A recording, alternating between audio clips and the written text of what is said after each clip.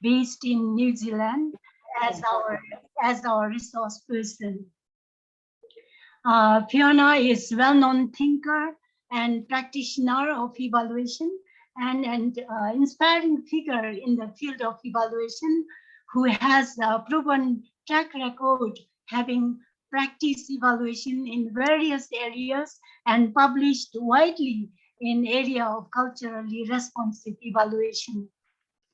For me personally, Feona is both a mentor and a very good friend who has been a constant northern light in my journey of learning about evaluation and keeping my passion intact to improve the evaluation culture in Bhutan.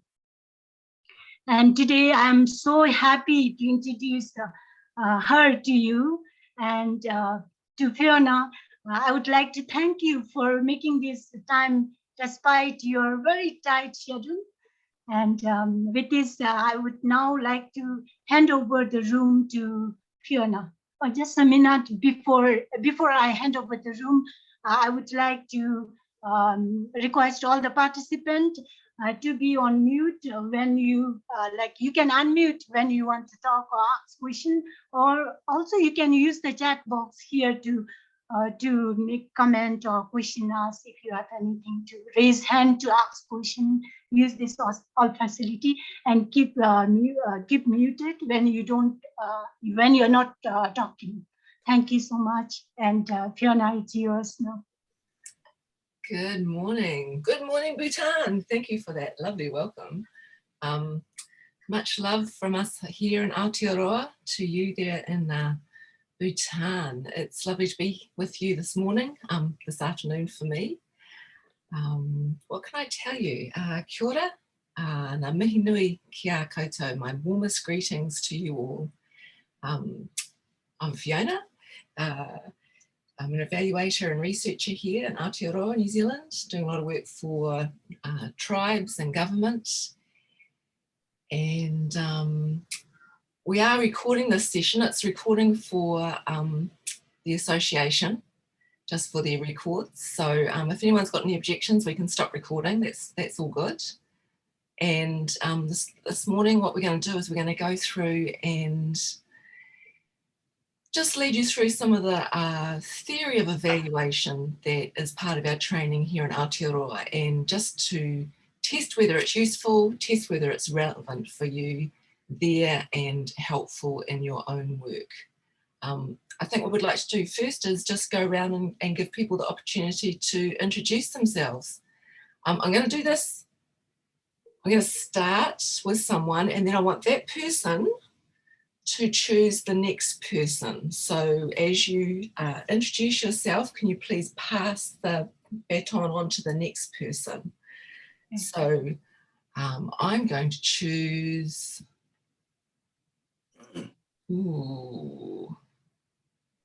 Karma. Karma Chuden, right? Oh, is it two? Yeah, there's quite a lot of us, I think. Karma. So Karma, you can start. I think Karma. Hi, I'm Feona. Good morning from Bhutan. Thank you so much for being part of this training. Very quickly, my name is Karma Chuden, and I'm a board on the Evaluation Association of Bhutan, and I'm also very excited to be part of this. So the next person that I choose is Sonam Zangpo.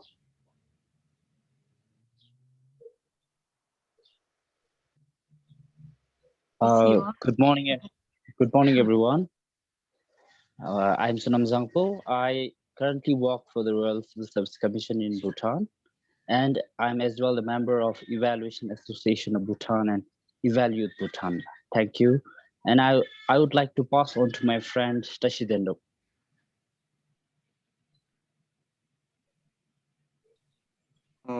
Very good morning, Fiona and our members from EIB. I'm Tashidendo. I work for Royal Civil Service Commission, and I'm also a member for EIB and a core member with Evaluate Bhutan. Thank you. Over to Tashimirinzin.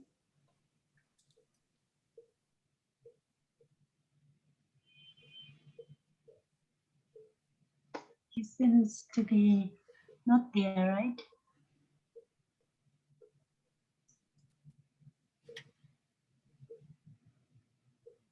Tashi, can you pass it to someone else, because Tashi seems to be. Maybe my friend Sonam Chodin.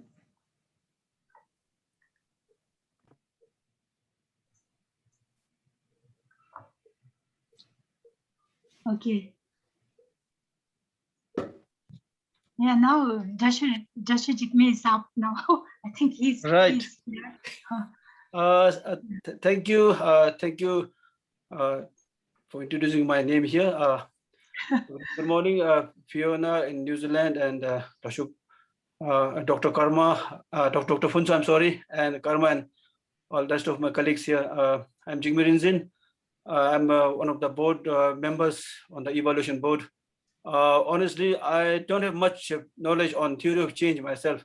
I'm an accountant by profession. I'm a former parliamentarian from Bhutan. Thanks to my former parliamentarian stint, that's why I became a part of EAB. I'm still a member of a Global Parliamentarians Forum on Evaluation. While I don't have much knowledge myself on theory of change, I have strong faith and belief in evaluation principle on oversight and on the monitoring and evaluation. That's why I really want to learn something from this session, today's session on theory of change. I'm looking forward to learning so much, Fiona there, and then all my friends. Thank you so much. I would want to pass on to now. I don't know. I don't get the name here on my screen. To Sonam Gelson, if you have not been introduced earlier. Sonam No, Gelson he there. didn't. Yeah. Sonam Gelson. Thank you so much. Thank you. Very good morning to everyone here, sir. I'm Mr. Sonam Gelson. I'm working in one of the largest hydropower project which is under construction. We call it Punatangchu 1 hydroelectric project, which is in central Bhutan. I'm working under the project monitoring division here as a basically helping, assisting the management in monitoring and evaluation, and also planning works.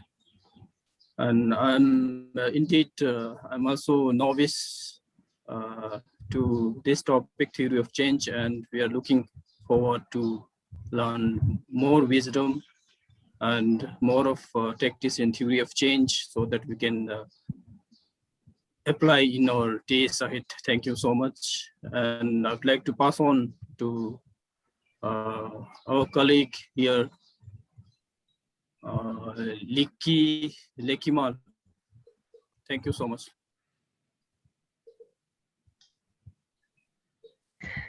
Thank you and good morning, everyone. My name is Lekima Dorji and I'm a planning officer with the GNH Commission, Central Planning Agency in Bhutan. So I'm really looking forward to today's session. We use log frames and results-based management as a part of our planning framework. So I'm really looking for, it's been a while since I've done anything on theory of change. So I'm looking forward to see if there's anything new or yes, thank you. Pass on to Likima. You should pass on to Sorry. someone. Okay, I pass it on to my colleague. I think. Okay, he's not here, so I'll just choose someone from the list. Kedrup, I guess. Kedrup. Yes, thank you. My name is Kedrup Tojila. I also work for Cross National Happiness Commission Secretariat Office, and I have recently joined as a member for the EAB. So this is my first time joining the session conducted by EAB. So it's a pleasure to be here. And now I would like to call upon Trish Chodan. Thank you, Kedu. Hello and good morning, everyone. My name is Tesh Churin, and I'm the Program Officer of Evaluation Association of Bhutan. Thank you. And the next person that I would like to choose is Ms. Sunam Diki. Thank you.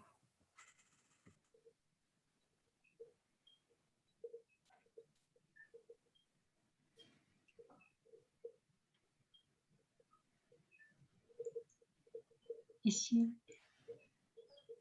she Tashi, can you pass it on to someone else? It seems Sonam Diki is not. She's there, ma'am. Okay.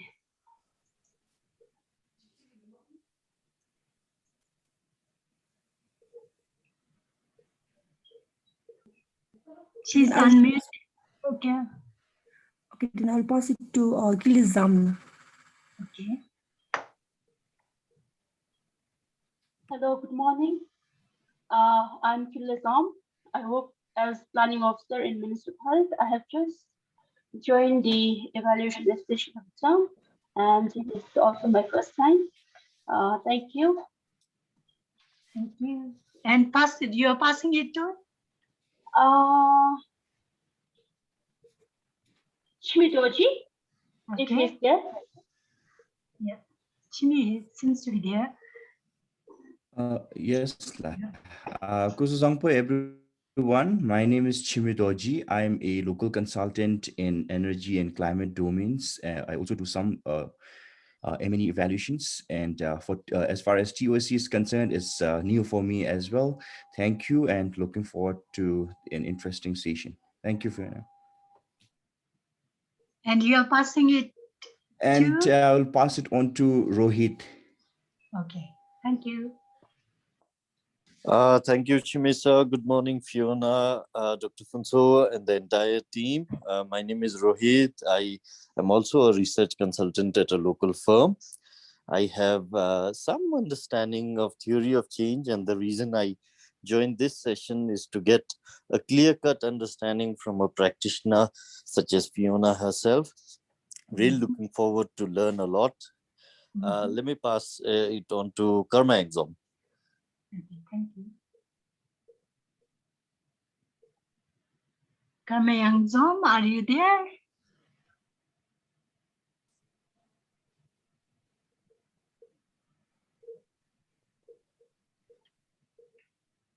Karma, she seems to be not there, right? Then I'll pass it to Karma T. Okay.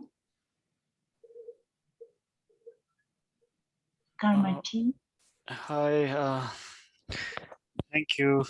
My name is Karma Tenzin, and I work for WWF Bhutan. Thank you, Dr. Finso and Fiona and other team for organizing this. Looking forward to this session. Thank you.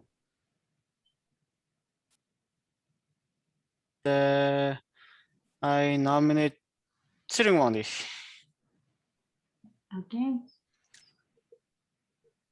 Sringwangdi.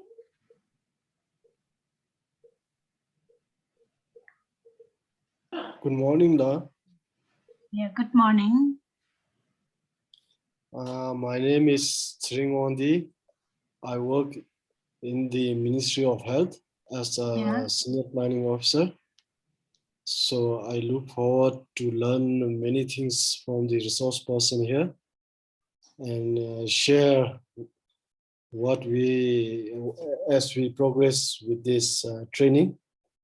I look forward to learn as much as possible because this training is very relevant to my line of work. Thank you. Okay, you're passing it to? Now, I think almost we have covered everyone. Who has left?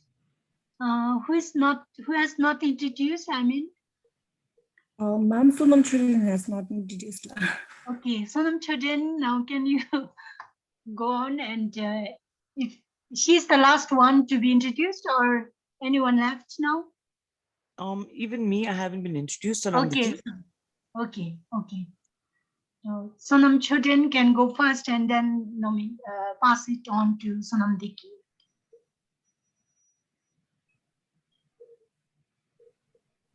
Okay, so there are 3 more people left who has not introduced. Sonam Children, can you go first? So there is a break in the chain now.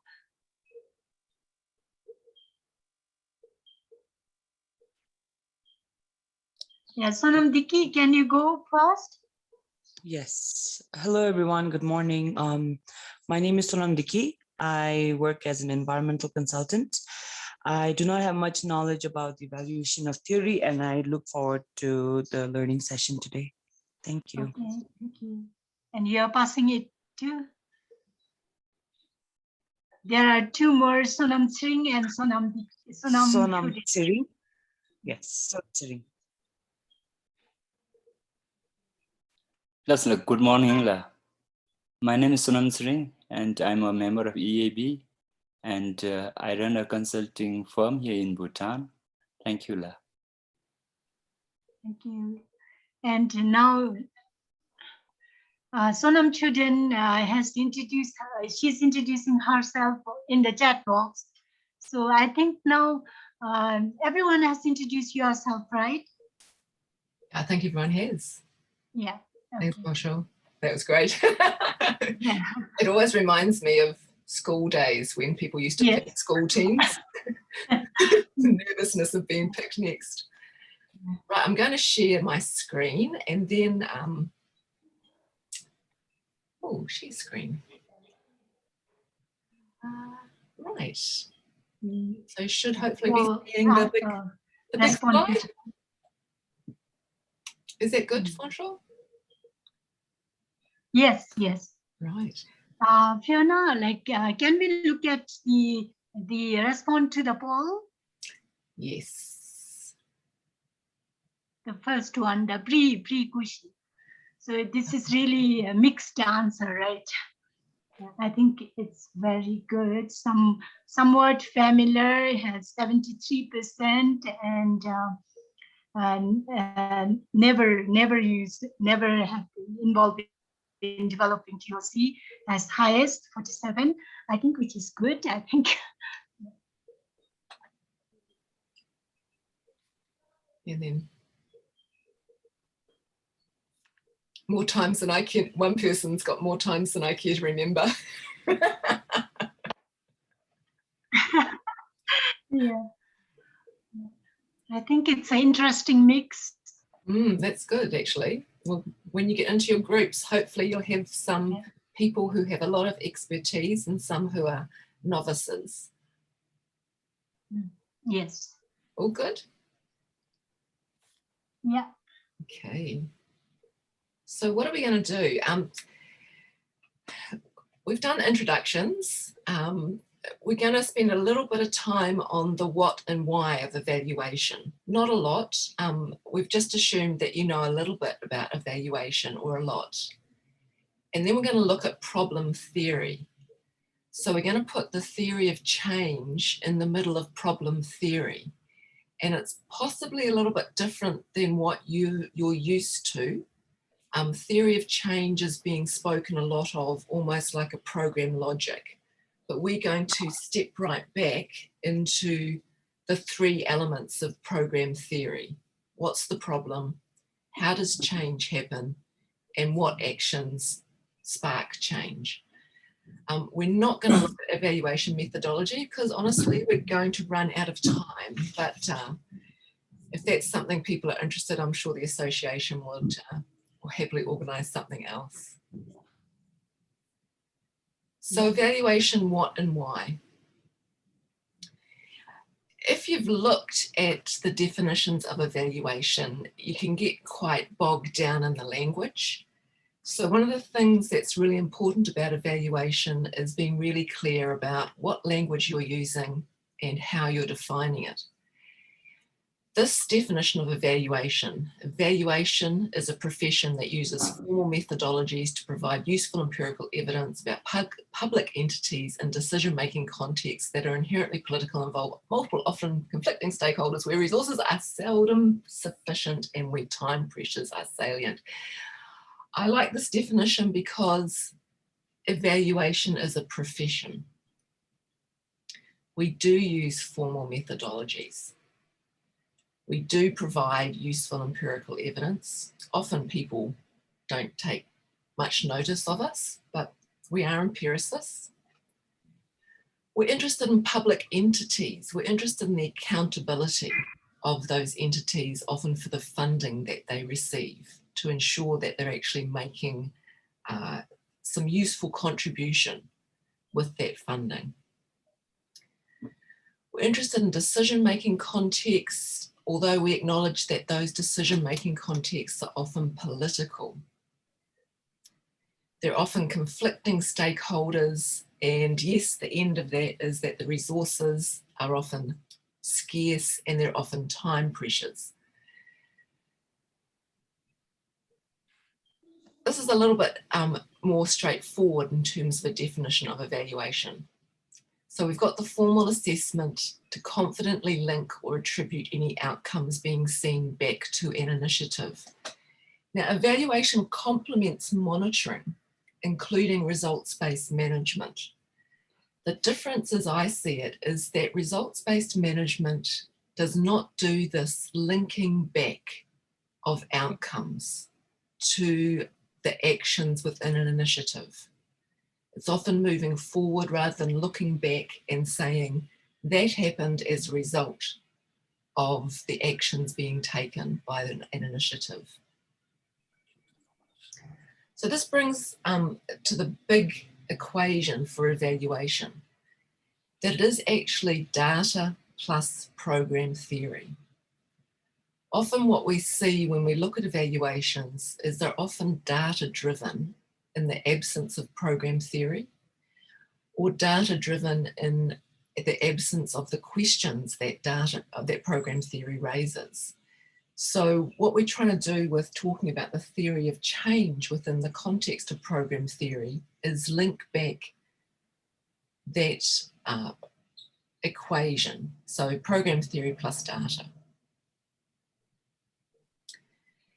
Now this diagram in terms of theory comes from social innovation. And it actually says that the theory, your program theory, is the engine room of your organization. It's the engine room that connects your mission with your vision. So it's the stuff that happens in the middle that talks about your theoretical approach to achieving the vision by going about your mission. So the theory of the problem is, why is this initiative needed? The theory of change is a theory of how change happens. And the theory of action is, what actions do we need to perform in order to make or support change happening? So evaluation, and when evaluation data comes back in, it helps build an understanding about tuning this engine room to help it run smoothly.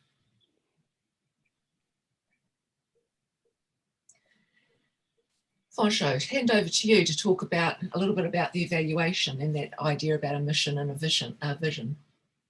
Okay, thank you. We have just seen Feona talking about the engine room of an organization.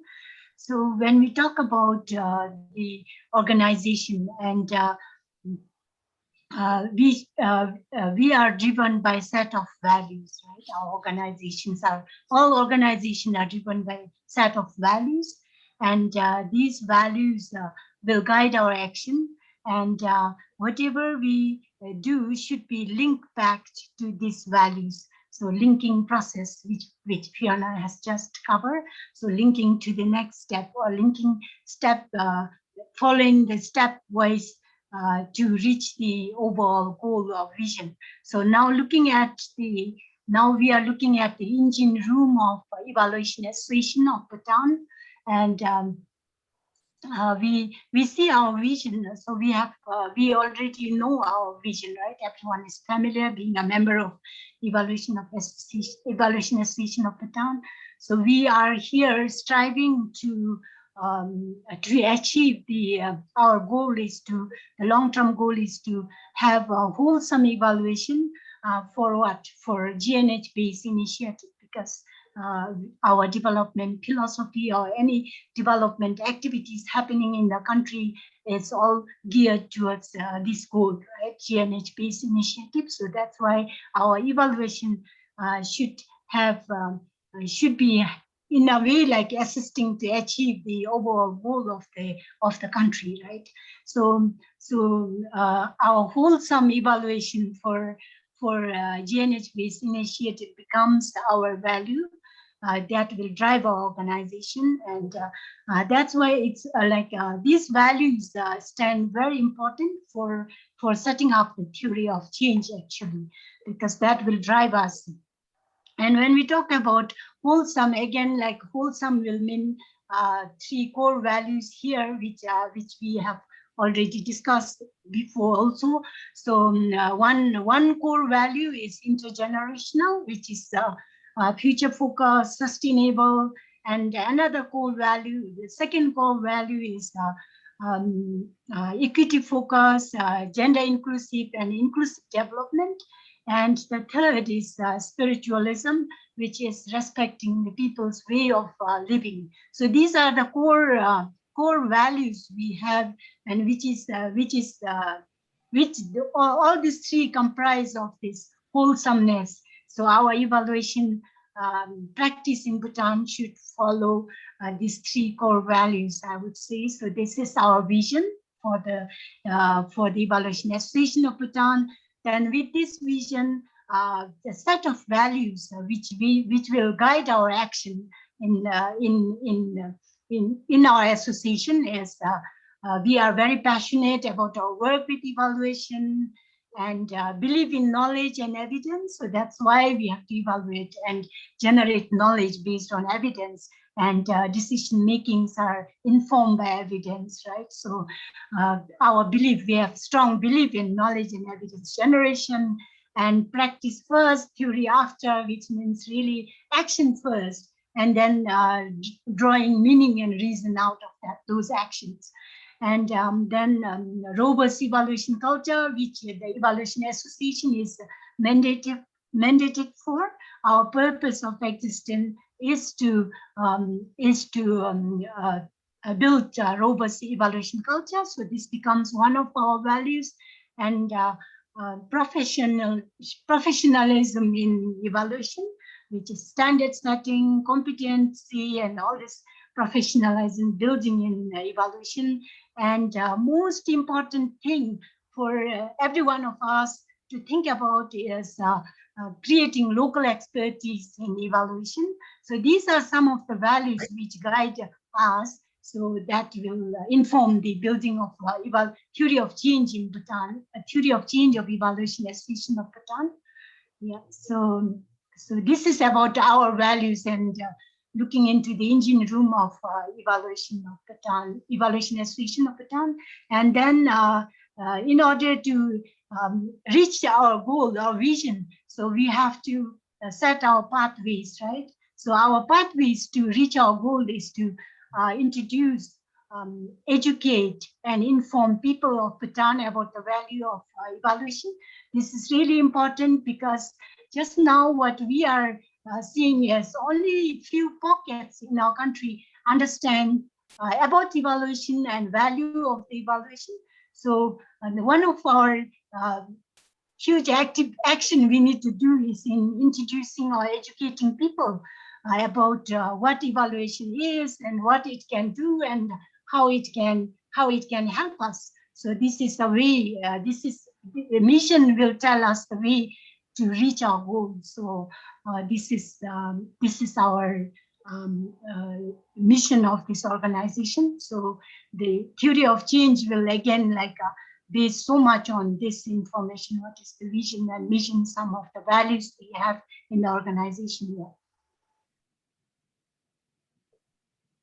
So then now coming to the assumptions. So assumptions, we are talking about, usually we take things for granted most of the time, even though we think that we know that, and then we do not really explicitly mention that.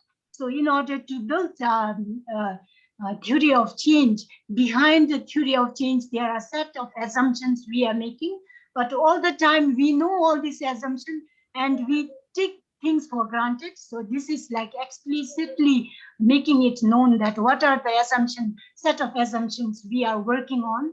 So these are a set of few assumptions we are making in the theory of change of our for our Evaluation Association of Bhutan. So here we are assuming that everyone values and appreciate evaluation to realize the progress that is relevant to people.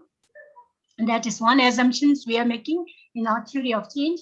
And another assumption is knowledge generation and taking learnings from the past are way to go ahead. So this is actually like things we are assuming behind when we do our action, but we are not explicitly mentioning there, but we are assuming these things are there, you know, like, and the most important thing, empowering people is crucial for being equity focused and inclusive across all sections of population.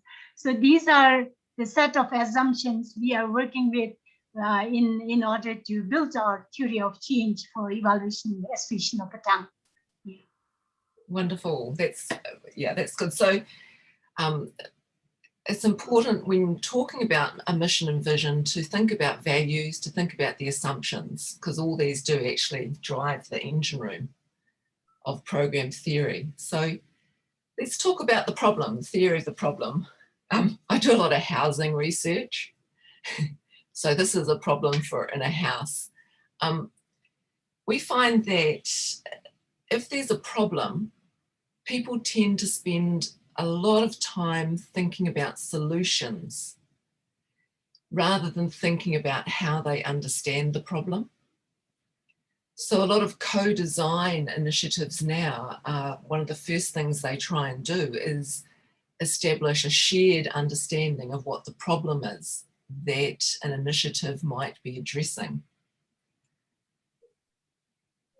So as an example, we have 2 city councils here in New Zealand who wanted to deal with the problem of graffiti vandalism. Now, one city council decided that the problem of graffiti vandalism was young people, that young people were being vandals.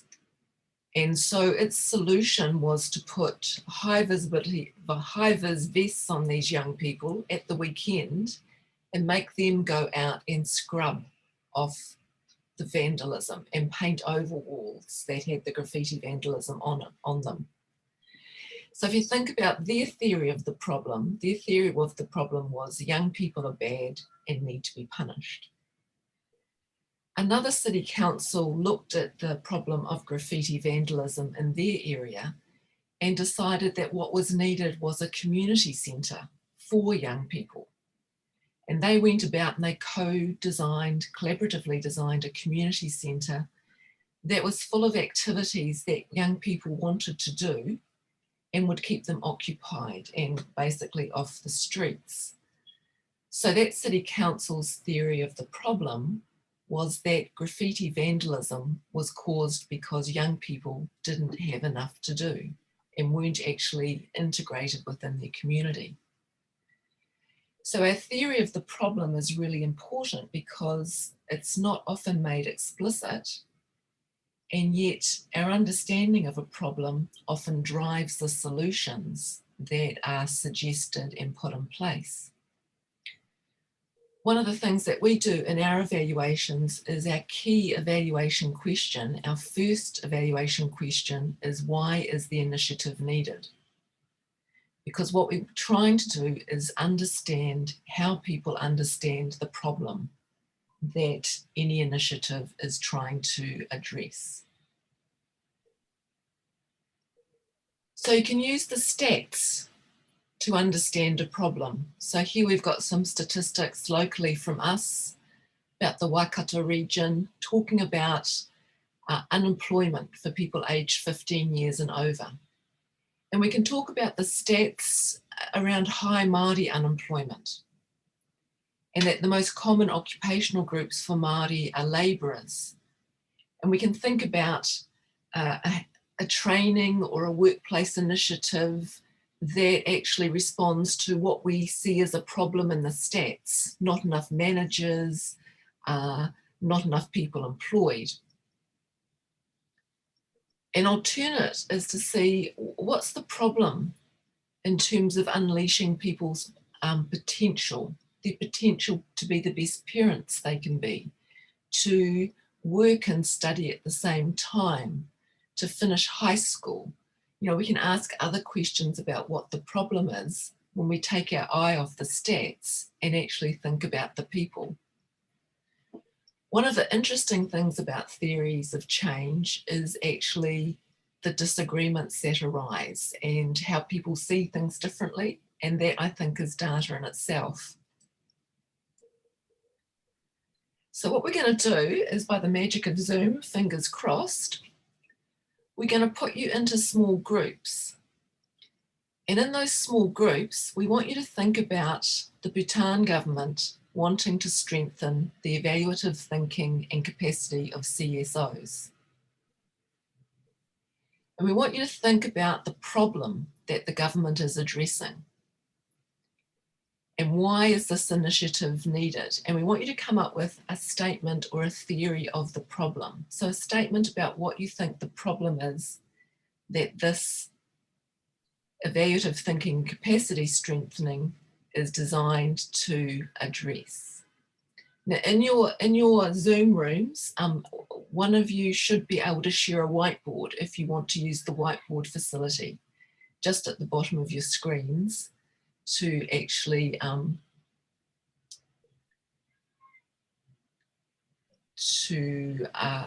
bring up the whiteboard. Okay, open all rooms.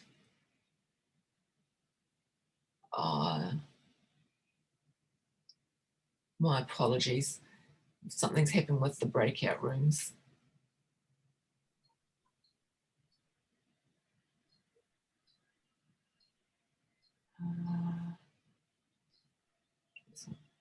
Right, hang on, close all rooms. It's going to take me just a moment. Sorry, people, I thought I'd watch the, right. That's all right. You can take your time, Fiona. I had this sorted though, you know, it's.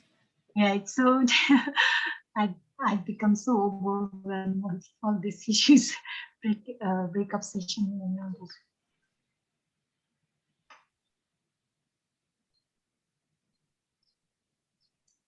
Right, now.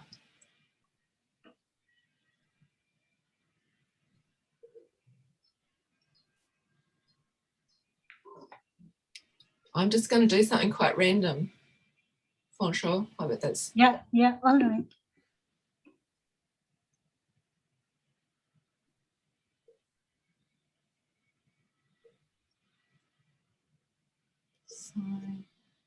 Sign.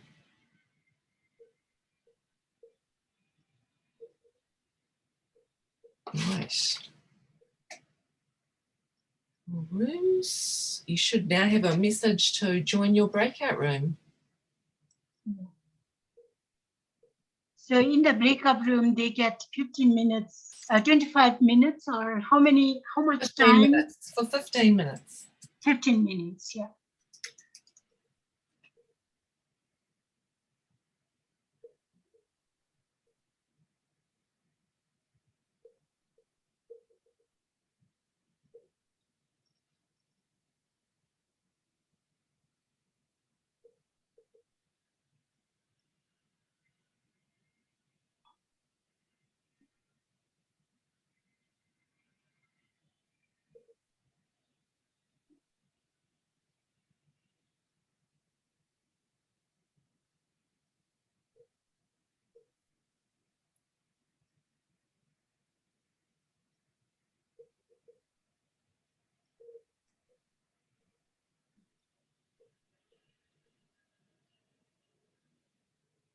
So now all gone to the breakup room. Just one person left, Kilezam.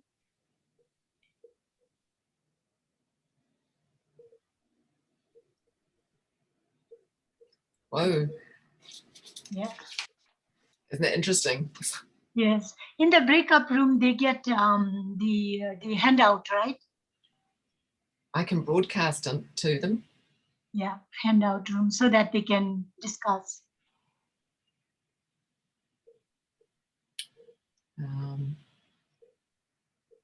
I don't know if they get the handout. What I can do,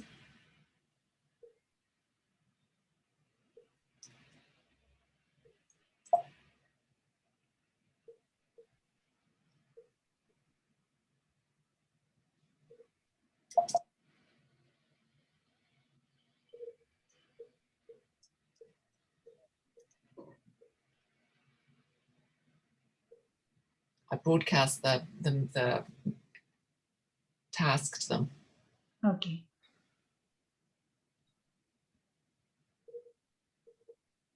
If I make you host, you can go and visit with them. Yeah, I can go and visit. You can probably just assign yourself to a room and go and visit. Yeah. And go back and forth if you wanted. Yeah, I can go briefly around the room and then come back.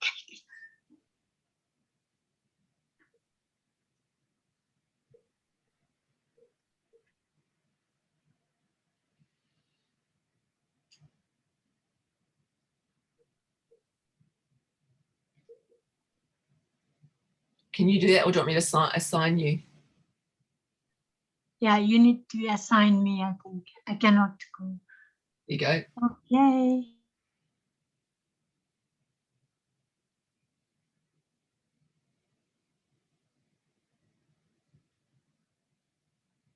I'll give you.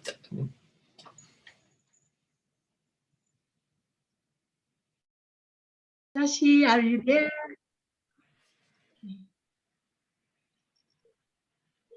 Sorry. You got disconnected. The problem that we have mentioned is the question was the government wants to strengthen the evaluative thinking and capacities of CSOs, and the problem that government is addressing was the point that our group have not is the first one is there is a lack of clarity on the evaluation terms and process. Then second one is there is general lack of evaluation culture in the country, and it is also the new concept for for most of the people, and there is most of them, they do not implement these evaluations in their like day-to-day or any kind of like in activities, and there is a lack of capacities in the CSOs to plan and implement the evaluations. And the initiatives that's needed are firstly to educate the CSOs and to enhance their knowledge. And the government government cannot reach everywhere to give a knowledge or to share the evaluation terms. So this is to task the CSOs to reach out to more places and more places. And the other one is the government wants to like improve the capacities of CSOs to ensure that they are on the right path. And the last one is to give a better like direction and a focus to have a better evaluation culture, so that everyone can understand the evaluation term and so that they can implement that in the right places. Thank you. Wonderful. I think Foncho's she's got a power cut, so she's been disconnected. So group 2, how did you get on? Okay, thank you. So I've been asked on behalf of Group 2 to sort of sum up our discussion. Unfortunately, this was our first, for most of us, this was our first time with the breakout rooms. So we didn't know how to use the whiteboard thing. so one of our colleagues has noted the issues. So just to be very brief, we felt that yes, so by the design of the program, it's very clear that it's about building the capacity of CSOs, and the government wanting to give more space to build their capacity broadly. And basically, the issue is whether it's in terms of, if we're talking about capacity in terms of fund management, utilization of funds, or whether we're trying to mobilize more resources for CSOs, or ensuring that their service delivery improves so that we can enhance their or increase their partnership with government agencies, and sort of also maybe even increase their visibility. So in terms of maybe enhancing accountability, so that's one of the assumptions that we're making about what the problem probably is at the moment. And the second problem that was mentioned again is the lack of probably capacity when it comes to monitoring and evaluation of projects, programs, or just in terms of sort of monitoring the overall results that they're trying to achieve. So we also wanted to list down the issues in terms of what we meant by lack of capacity in MNE, but we couldn't get that far. So that's about it. Thank you. Unless my group members want to say anything. That's great, thank you. My apologies that my whiteboard instructions were not good. There's just a screen share screen, and then find the whiteboard, and one person can share it. Ah, okay, wow. Yeah, that was my, group 3.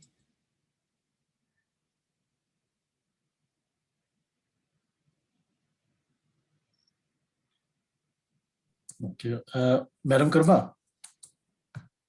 So let me share the screen.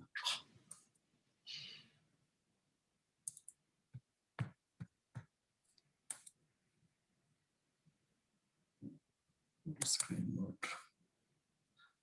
Okay, so I will request one of my group members to present.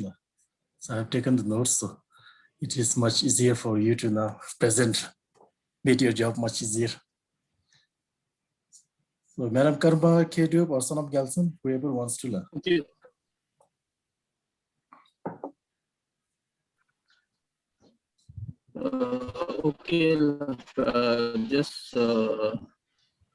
Thank you so much for the opportunity. The issue here is the government wants to strengthen the evaluative thinking and capacity of the CSOs. To address the problem,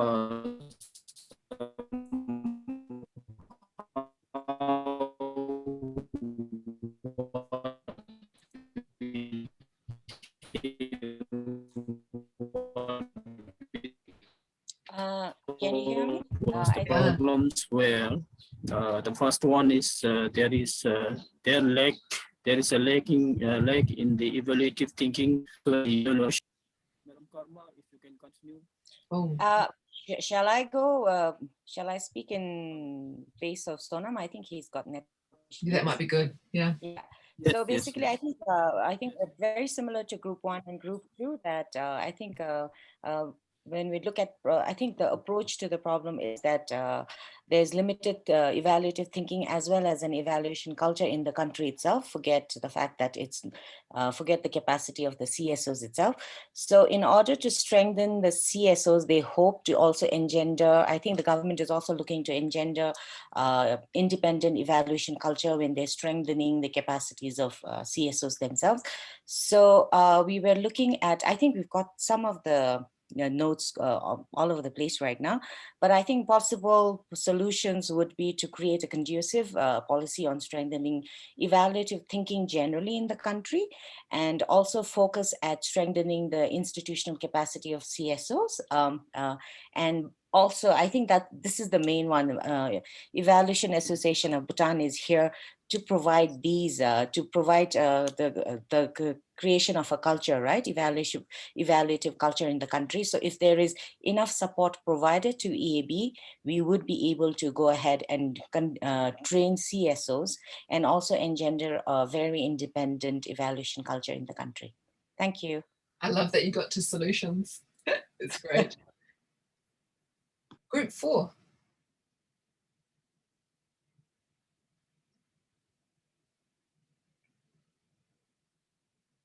Oh, PowerPoint, yes.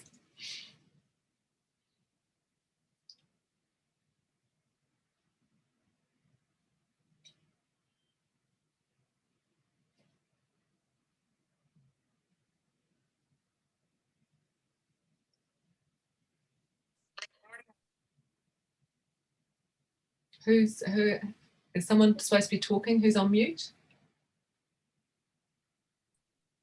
She tend to be supposed to. He said he'll do it. So, okay, group 4 has a mix of professionals from environmental consultants to evaluation professionals and some public administrators as well. So through this, the government, when they tries to strengthen evaluative thinking and address, capacitate the CSOs, some of the problems they are trying to address are first, to institute M&E practices in the government agencies. Then they also tries to improve check and balances in the programs and projects in agencies.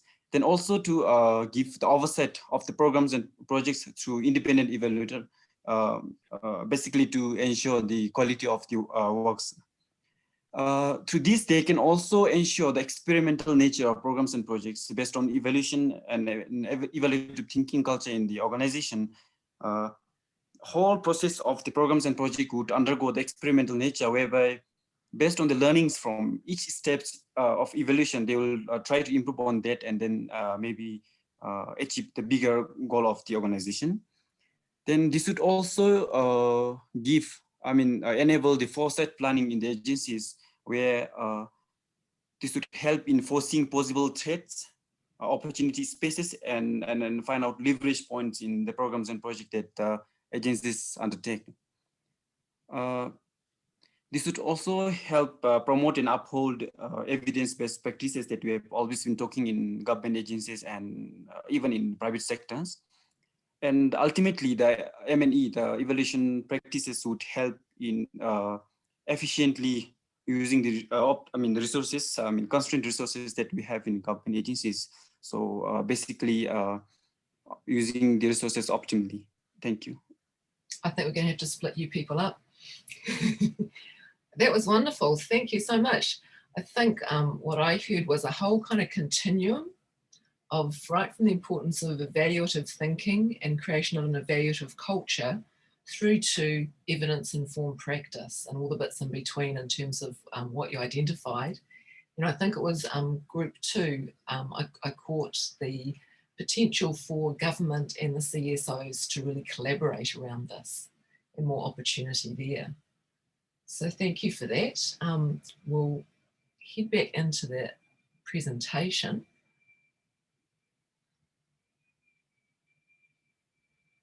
If I can find my right screen.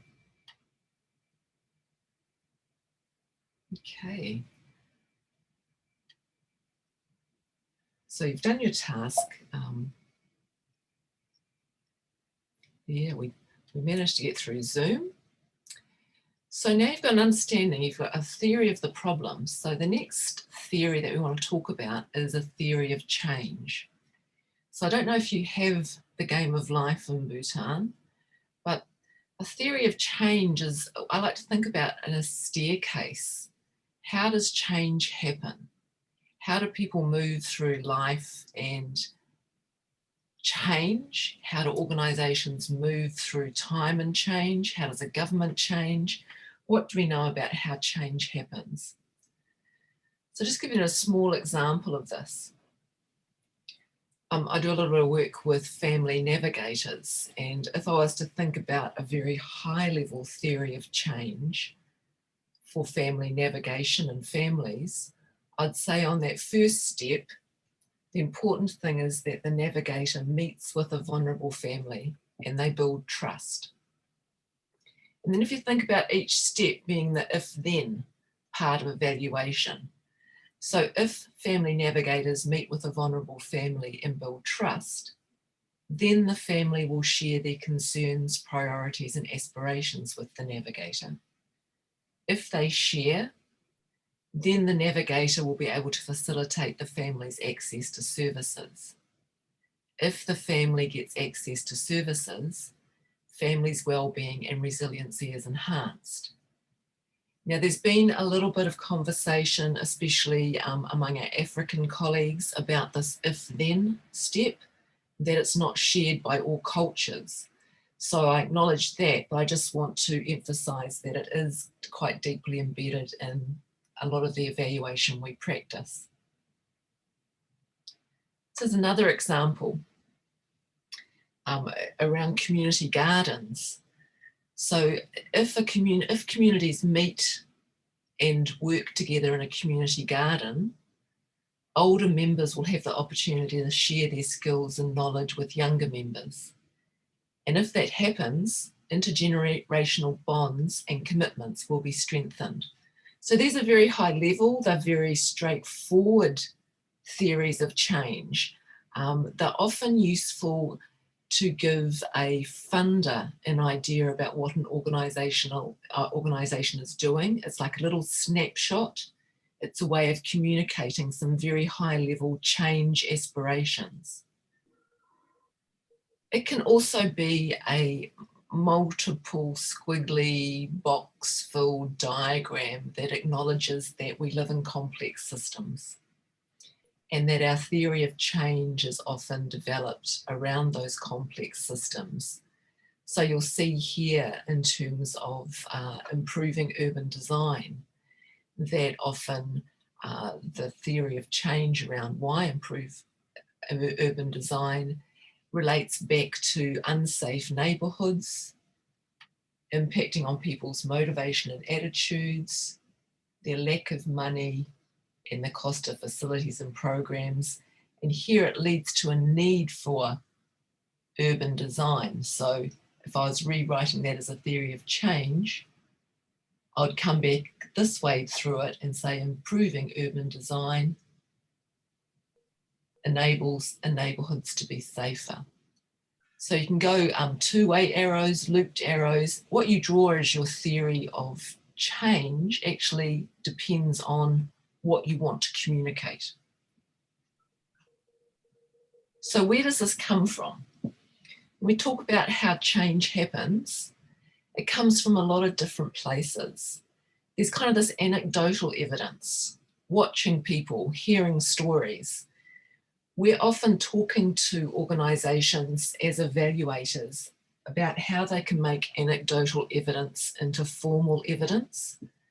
So someone might be standing at the sideline of a sports field on Saturday morning watching their kids play rugby, and a community member will come up beside them and say, "Hey, my nephew was in your program. He's doing so well as a result. I really want to thank you."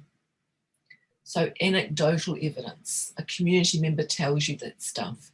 How can you put that into formal evidence? I suggest you put up your phone and you film them telling you that. Theories of change come from intuition, wisdom, and experience. A lot of people run off almost like a professional intuition. They know things work because they've done them and they've seen them work. So I talked with a worker in communities with very vulnerable people. And what she told me was that if you can just get someone to set a goal for the day and to do that goal, they can pick themselves up out of despair. And so her goals were going for a walk around the block, spending an hour in the garden. And she knew that worked because she tried it and she'd seen it over and over again. We also have research and evaluation that informs our theories of change. We have change theories from the social sciences. Different theories tell you how change happens in different ways to different people. And in health in particular, we have best, good, or preferred practices that are often promoted. So all this stuff comes into thinking about how change happens. Fonsho, are you online with your, so we've got a theory of change for EAB. Yes, I'm back now. Thank you. And let's now look at the theory of change of Evaluation Association of Bhutan. And we have been talking, Feona has been talking about how to link up things and linkages, and every steps becomes very important in terms of evaluation as well as building theory. So what is our next step? So step by step is very important for any change to happen. And you cannot happen change overnight. So it has to come slowly, or it has to be a slow change, slowly and constant change will be very important, I think. And so in that way, like steps becomes as an essential component of theory of change, as well as achieving something in an organization. So now let us talk about the steps in the theory of change of the Evaluation Association of Bhutan. So like very small mini steps we are trying to do here is to understand and appreciate evaluation. So that is the basic thing. People need to understand and appreciate the value of evaluation. So in that way, like we can achieve the bigger picture or bigger vision. So then this is as keeping this as the like small step, small first baby step, and then the next we are looking at capacity building through gaining knowledge and skills. So that would be the next steps, and then the third step we can see is practice your knowledge through conducting useful evaluation. So useful evaluation meaning that quality and competent work. So that quality and competent work comes from having a proper capacity building, gaining knowledge and skill, right? So these are the steps forming into our, like, in order to achieve our bigger picture or bigger objective we are going to fulfill. And the next step would be like evaluation being impactful. When we have quality evaluation, quality and competent evaluation, then we are going to have evaluation being very, we can see evaluation being impactful and being used. Impactful meaning being used in policy formulation and for betterment of future policies, and as well as future for future of our citizens, right? So then the next step would be the people will see the value of evaluation. When this action happens, then people can see and put meaning into the evaluation, and they will see the value of evaluation, and they will appreciate more, and they will demand evaluation more, right? So then the next, the higher level of steps will be, then we will be able to see vibrant evaluation culture established, and there will be more demand for evaluation, and there will be, again, like when there is more demand for evaluation, then there will be skilled supply of skilled evaluators in the country. So this is how the change of the theory of change for evaluation will work. So these are the steps I'm showing you, and so the important thing here we need to see is we need to follow the right steps, and the change through following the right steps will be the everlasting change, I would say. Thank you. Next. Oh, sorry, I hit it, but nothing happened.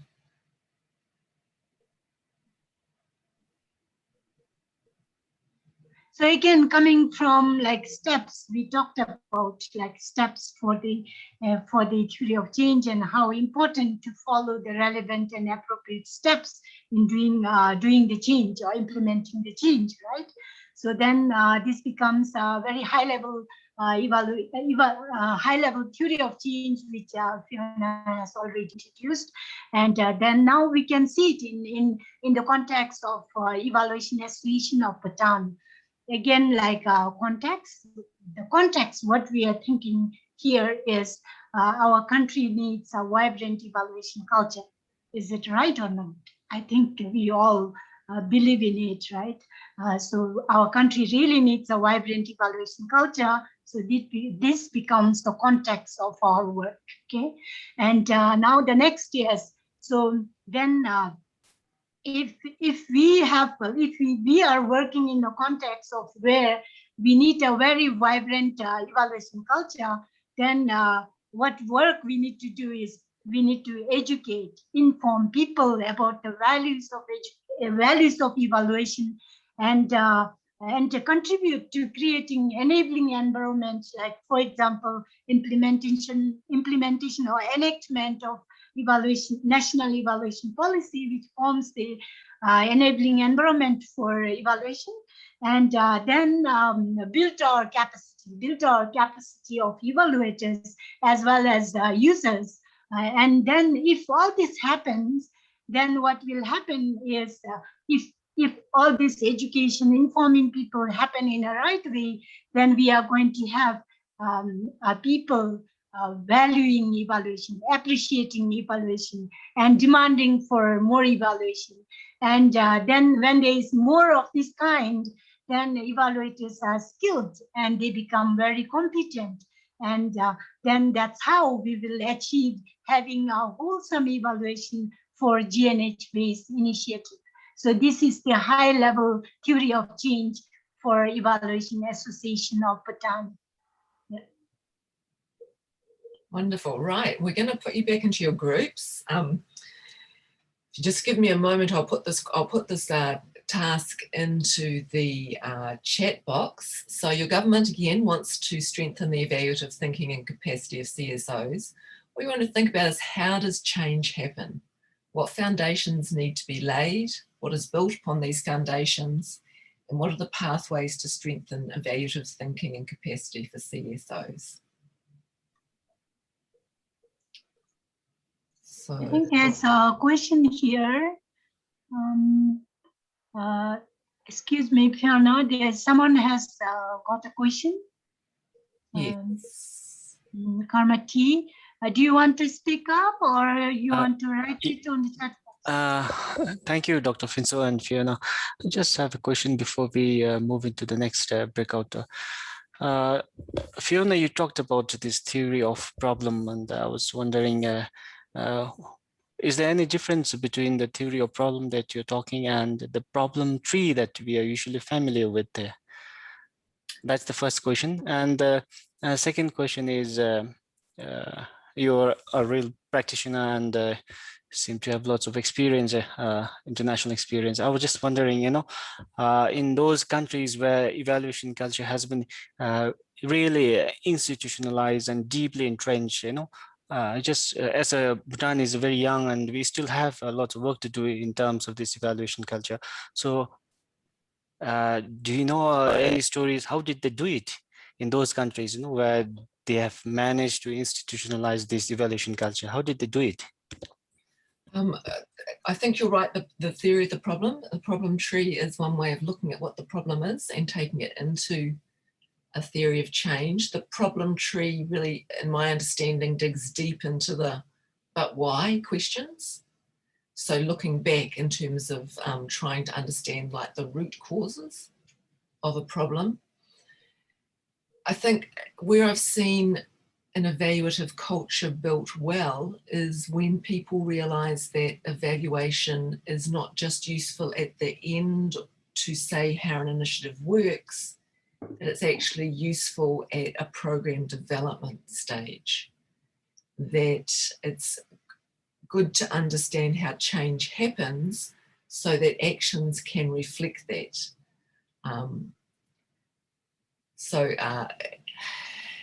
It is always tricky. I think you've got a real opportunity in Bhutan to start layering up evaluation culture within the context of your own cultural responsiveness. The tricky thing around is development agencies and external funders that want you to do evaluation in a particular way. So that's not really answering your question. Maybe we can come back to it afterwards. Sure, thank you. Okay, so we've got the breakout rooms going. I've got, yeah.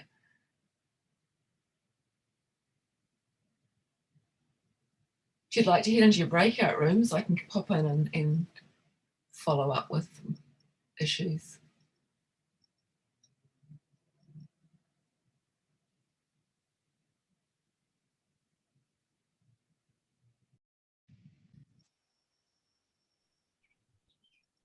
Hello.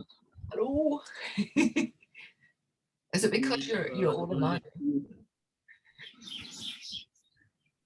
Hello.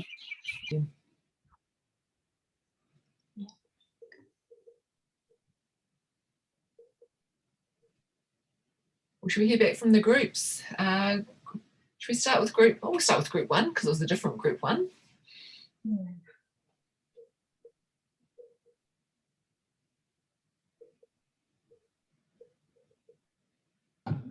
Okay, thank you.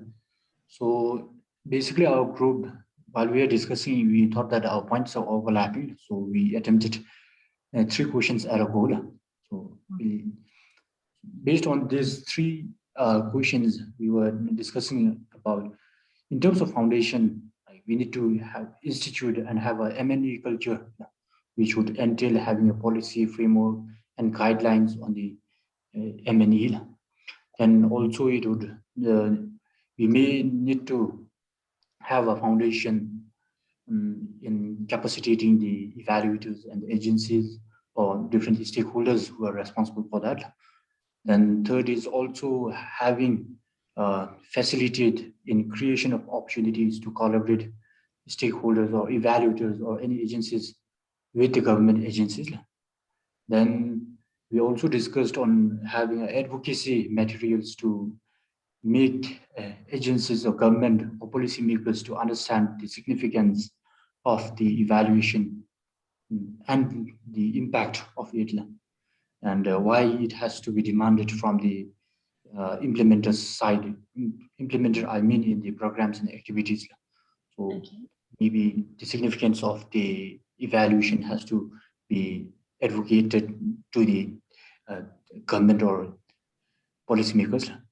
And then we also discussed on this M&E should not be only on the people, but also has to be implemented.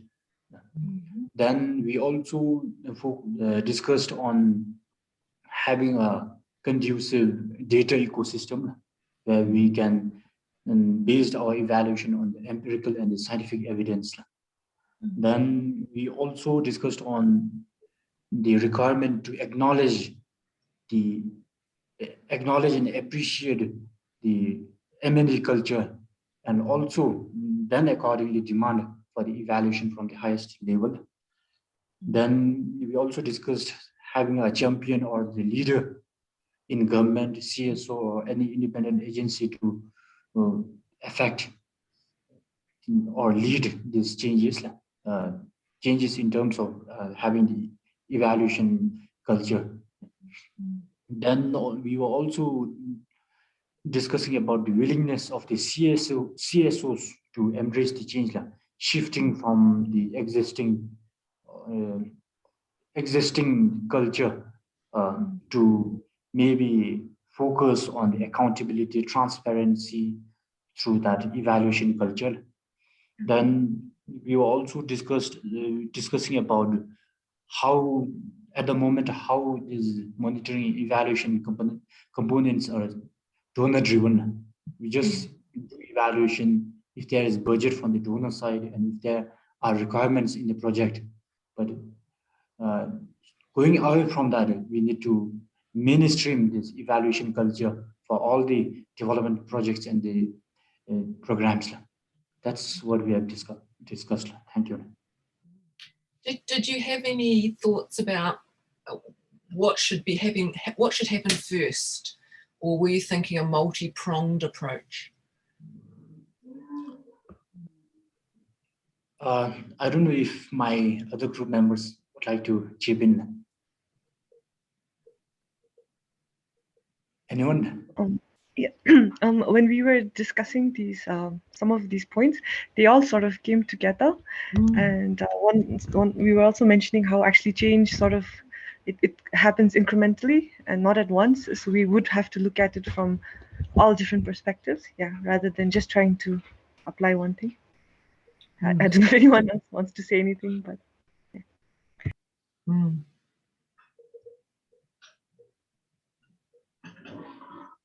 I like the way you've got that strong demand for evaluation sort of built into what you've said. Thank you for that. Group 2.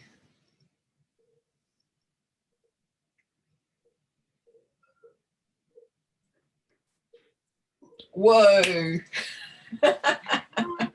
This is really I'll be sharing on behalf of Group 2. We made it this way, just to set context. The government wants to strengthen evaluative thinking and capacity of CSOs, and the question is, how does change happen?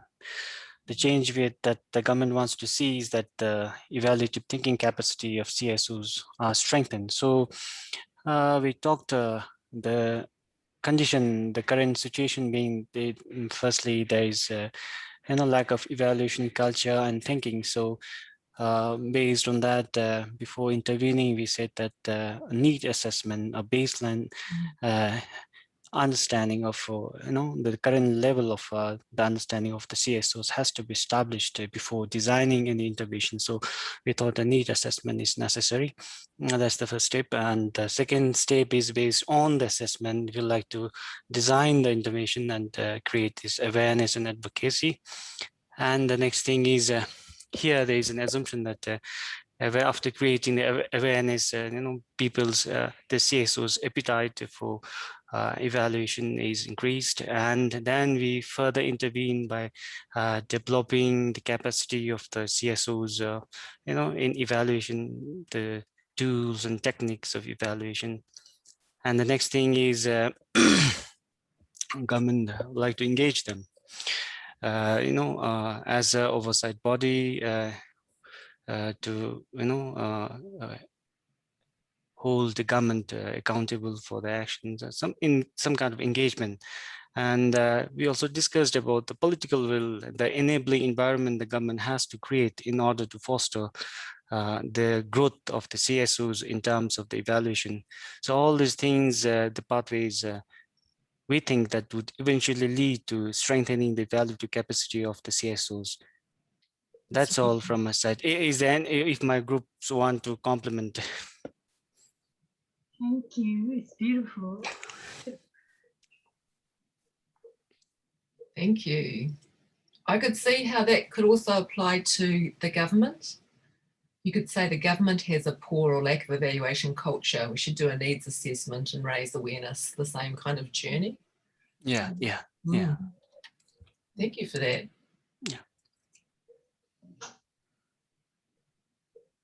I think like just before we broke into the group, someone asked Karma asked question on how we can really build the evaluation culture, right?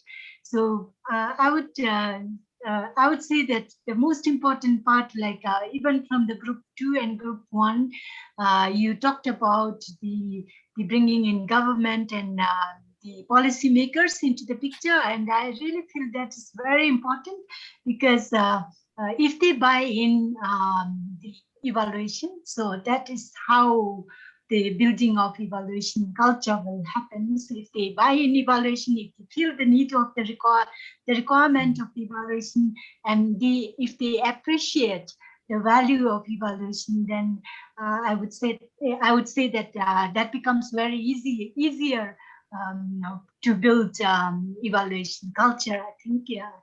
So the group works are all showing to that, and I feel very good about it, so that we are all working towards the same thing, I think. Yeah. Group 3, you've got quite a bit to live up to. That group 2 set the standard. This is Karma Chidin. I don't know which group I was in. Oh, you're group 4. Oh, okay. So not me. No, maybe, sorry, I'm not sure. It might be group 3. Why don't you go? The problem here is there's some issue with the whiteboard. We just couldn't bring it up. So I'm just gonna maybe, it's very similar to what the other 2 groups have, the similar findings and all. It's just that maybe I'll just maybe mount a few of the points. Is that okay? Because we just couldn't bring the whiteboard up. I was just teasing. That's a lot to live up to, and I'm so sorry. Basically, I mean, the context was the government wants to strengthen the evaluative thinking and capacity of CSOs. I think before that happens, I think Dr. Kunz has already touched upon it, whether there's a willingness, first of all, within the system itself to create an evaluative culture. And to enable and engender evaluation culture in CSOs as well, right? So I think what needs to happen is awareness and advocacy. In that sense, I think this mostly befalls on EAB because we are mandated to create an evaluation culture in the country. And in that sense, we also need to look at policies. You've mentioned earlier that there is a needs assessment that needs to be done, whether there is a requirement, whether there is even a desire for evaluation in the country. And then also create, and how we can go about doing is laying the foundations for this is by involving the rightful stakeholders and to also begin capacity building in terms of education on M&E tools within the larger program cycle management, also create evaluation culture within CSOs, right? And what that would lead to is that what could be built on these foundations is it could increase accountability. It could influence decision making and among CSOs within the government as well on what to do and what not to do, and also create a demand. Eventually, it will also create a demand for evaluation as part of the services to be provided, right? And what are the pathways to strengthen evaluation thinking and capacity of CSOs is that I think, first of all, CSOs, and maybe this is where EAB has a role to play, is to create standards and guidelines for evaluation and also ensure that there is a space for dialogue between the government and the CSOs through maybe seminars, workshops, and also try and find a way to bring CSOs on board for formulation of plans and programs. And the government needs to be more open about this as well. And also, and that's the only way they can sort of mainstream evaluation as a process for CSOs. And also within CSOs and in the government agencies, maybe allocate a separate budget for M&E. I think right now that is not happening. And I think what is mostly important is that CSOs need to use the evaluation data, the evidence from their evaluation to show how impactful their work is. I think if we tend to do that, then it will already create a demand for evaluation in the country. Fabulous. Thank you. I like what you said about needs assessment. You know, do they even want evaluation? You know, the importance of just knowing that basic information. Yeah, and the demand again. Well done. Group 4. No, it's group 3. I don't know, it's the last group. No, anyway, like last group. Okay.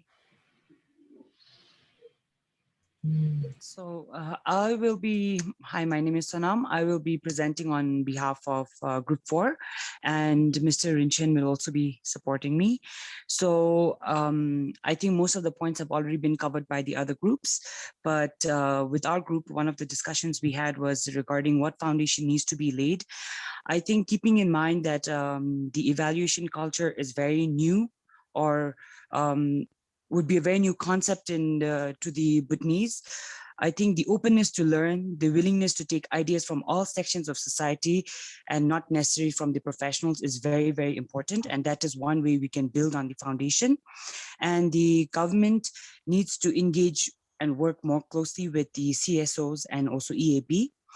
And with regards to what is built upon this foundation is through that foundation building, we can have a capacity building of members of EAB and CSOs, and also including all of these stakeholders will possibly lead to a success of any national plans or programs or projects, because what will happen is, I guess, all stakeholders would be on the same page if the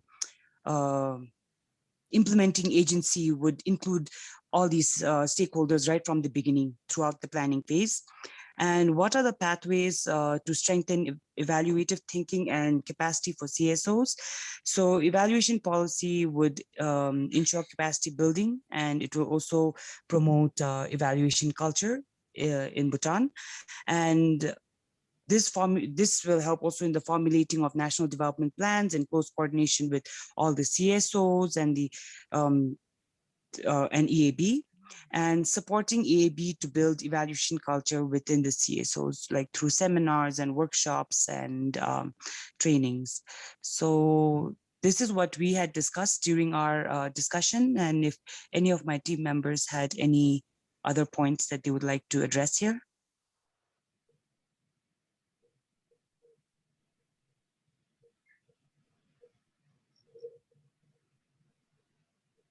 No. I really like what you said about the openness and the willingness to take ideas. It's almost like saying, what sort of society is Bhutan? Are we open to this learning? And everyone's on a journey of learning. Fabulous. We're going to take just a 10-minute break now so you can stretch before we get into the final section on a theory of action with much the same process. So you're quite welcome to stay on the Zoom and mute yourself, and I'll stop my video and come back in 10 minutes. Or if you want to come out, you'll be able to leave, you'll be able to come back in. And any final comments before we break? Yeah. Is there any comments from others, or like please come back. So from the break, after the break, we have the theory of action, which is very interesting. And yeah, so far we have done well, and interesting discussions happened, and which I really feel very positive about it. So enjoy your break, and let's see after the break. Energy.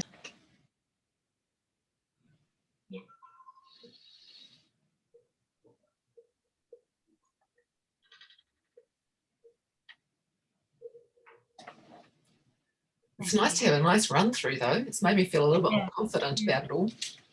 Yeah.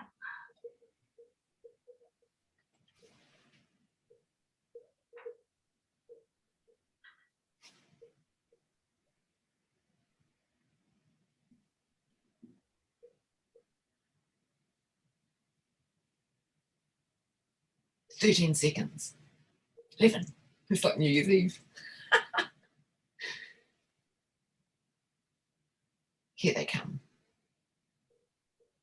Okay. Put pressure on them to do flash. Okay, they're back.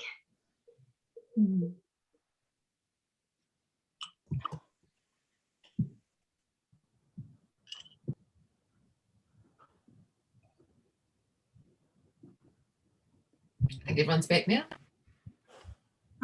No, 16 of them, few more to come back.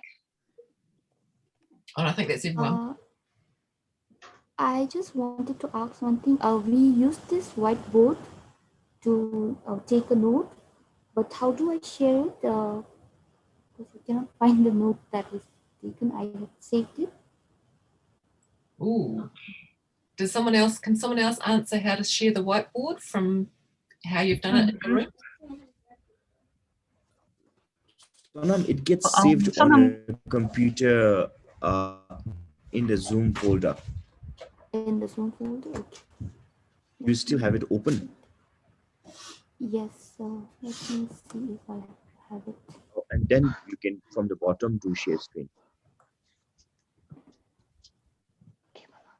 We'll start with group number. Should we start with group number 4, Sonam? Because that means you can go last. Sure, I will try to find my document and I'll just raise when I'm ready. So all of you are back, or I see only 16 people back. Did we lose some people from the breakup room? I think we lost people after the break. Yeah, I think. Okay. So I think so we could start, right? But maybe start with group number 4, room number 4. Yeah, room number 4.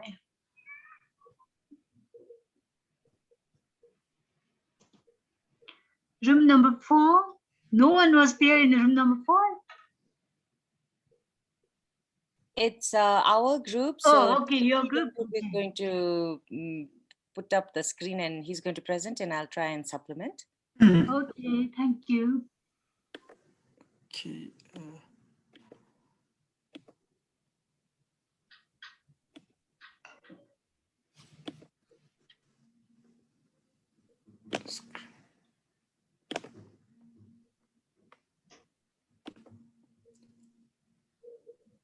Oh.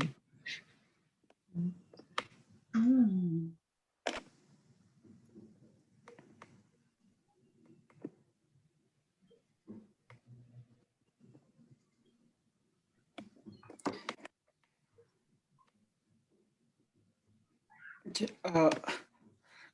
this is the theory of action that group number 4 have designed. We have worked on the objective, one of the objectives towards the larger question that we have had in the earlier session. So objective is to build the institutional capacity in the CSOs. And the short-term objective is to create advocacy and awareness, which through having communication materials and with different means of training, seminars, and professional dialogues. Then through this would achieve towards creating skilled evaluators, where the demand for evaluators would meet the supply that we already have in the market. And of course, and the long-term goal is to create strong evaluation culture in the country so that it supports the evidence decision making. Okay. This was a very challenging exercise, I suppose, because first of all, we had to zero down on one of the objectives only. And I think Tashi's done a great job here in presenting our concepts and where we focused on. But having said that, if I may supplement some of his points, when we talk about advocacy and awareness, we feel like within that only, and in the short term only, with enough advocacy and awareness and through communication, seminars and dialogues, that it will create a need within these CSOs to try and educate themselves, to upskill themselves. So what it would eventually do is it would create more skilled evaluators, first of all, because if there is more demand for evaluation in the country, then the experience of working on evaluation projects will also increase their knowledge, first of all. Second of all, it will also create towards a very standardized and culturally responsive evaluation system within these evaluators as well. And I feel like in the end, it will lead to very strong evaluation culture and also demand for evidence-based decision making that would, of course, lead to good governance and accountability. Nice. I could see there'd be a role for champions in there too, people who would actually just keep this tune going within an organization. Yeah. Thank you. Okay, thank you. And next group will be group 3, right? No, group 2. We Group 2. Oh, group 3 is not. Group 2.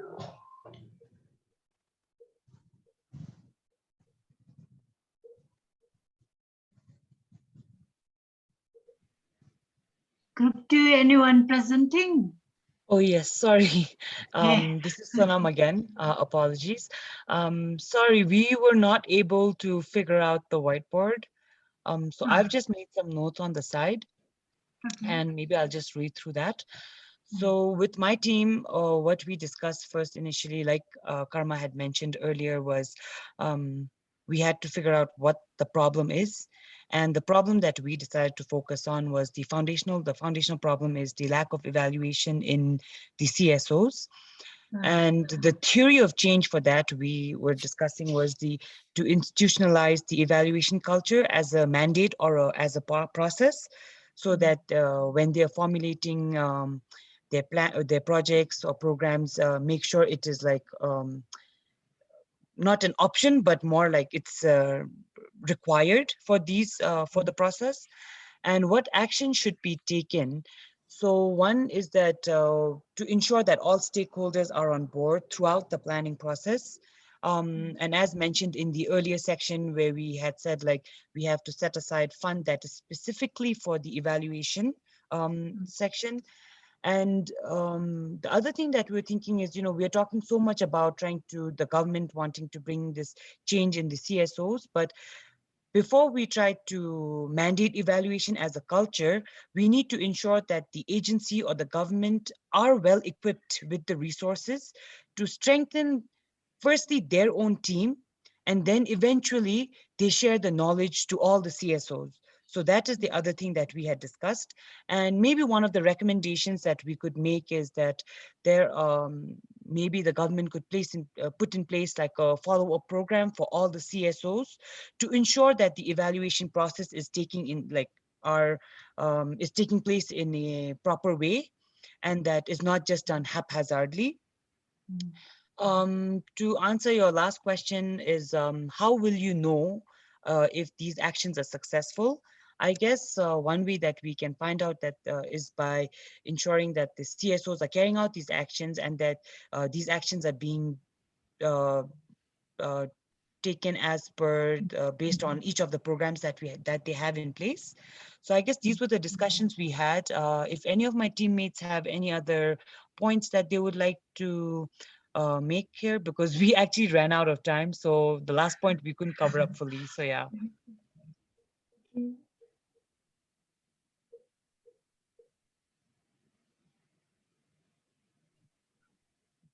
Your friends are not going to say anything or anything. I guess those are the points, but thank you. Brilliant. Yeah, well done. Thank you. So just got room number 1. Woohoo! Okay, I could figure it out. Yes! Ma'am Lekima would be presenting on behalf of Group 1. Okay, so thank you, Sunam. Our presentation will be very brief. So we had a little bit of issue with network, so we really couldn't touch on the last point properly. So I'll just be very quick. Okay, so basically looking at capacity building and support in terms of what we had discussed for theory of change. So the 2 actions we've identified as a group is, the first one is that the evaluation policy needs to be approved. So just to set the context, the evaluation policy is currently in a draft form. So it's being done by the GNH Commission, and it hasn't yet been approved by the government formally. So the first action identifies that the policy itself needs to be approved so that we can have a stronger evaluation culture, and hopefully things will get implemented. Then the second point that was submitted was that the EAB needs to be supported by the government. Maybe more support, not just in terms of thing, but in terms of capacity building and recognition, etc. Then how will we know whether these actions have taken place? So the first, it's easy. It's more in terms of it being endorsed as a formal document and then being available to the public. So again, for context, the reason this document came up also was because monitoring itself has strengthened since the 10th five-year plan. We have more government systems in place. We have more processes in place in terms of how to monitor development programs and activities. But in terms of evaluation, that aspect is still missing, hence why we have the policy draft. So hopefully it'll be endorsed as a formal document, and then it will be available to the wider public for implementation and follow-up. Then for the second point, as a group, the only thing that time ran out. So what we said was that the achievements will be more visible at the end. So it's not something that can be seen immediately once we receive the type of support that is required from the government. Then maybe EAB and its mandates and the achievements will be visible in the long term. So I don't know if my colleagues want to add anything, but that's it from me. So from our group, otherwise, thank you. Wonderful, wonderful. We're just a little bit over time. But I've just got 2 more slides and then we'll finish up. Okay. Yeah. Just I think we'll be like just over time by few minutes. Just 2 minutes. So I just wanted to say, you know, we come back to that evaluation being about theory and data.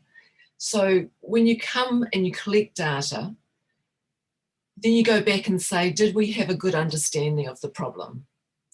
Did we have a good understanding of how change happens? And did we know what actions? So you're always coming back to revise your theory. Where we got to today with the theory of action then goes through into that space where we're thinking about how we know it when we see it. What are the indicators we need? What are the methods we're going to use to collect data? So it's building that program logic, evaluation logic up. You're on your pathway to that. So just before we finish, I'm going to launch the next poll, the end poll.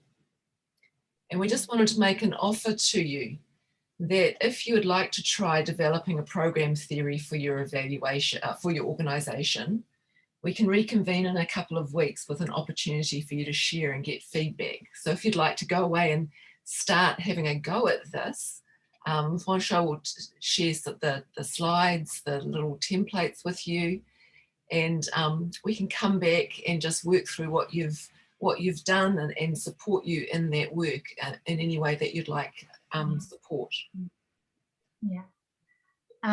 Yeah, if I may add in here, like I will share the templates and with you all, and if you're interested in working in building the TOC for your organization, theory of change for your organization, so then we can convene back and to give our feedback. So that would be, I think that would be very good, I think, and then to also see how much you have understood from this training. So it would be very good opportunity. So so let's see who will take up this opportunity, and I will anyway distribute all the templates with you, all the participants of this training. Yeah. So kindly fill in this poll and submit. Press the submit button. Yeah, and I'd just really like to thank you for really the thought you've put into this today, this morning, this evening. I was super impressed. I know Zoom rooms didn't work for, the whiteboard didn't work for some of you, and some of you were fabulous at diagrams, but I found your feedback about these theoretical components really quite thought-provoking. So I really want to thank you for that and your participation. Yeah, it was. I would like to thank Dr. Feona here for running this training, and as well as like doing everything, like one person doing everything, because as we know, like in other, even in a small webinar, there's always a production team at the behind, and who produces all the training materials and all this breakup room and everything. But we didn't have that kind of luxury here, and we managed. Actually, Dr. Feona managed everything on her own, and that would have been quite a stressful thing for you. But anyway, thank you so much for this, and I would say that's the training was a very good opportunity for all of us, and I think especially for our members would agree with me, I think, on this. And thank you so much. Well, stay safe, everyone. And again, much love from us here in Aotearoa to Bhutan. Stay safe and please stay happy, because you encourage us all. Yeah, Thank you. Thank you. Bye. Bye.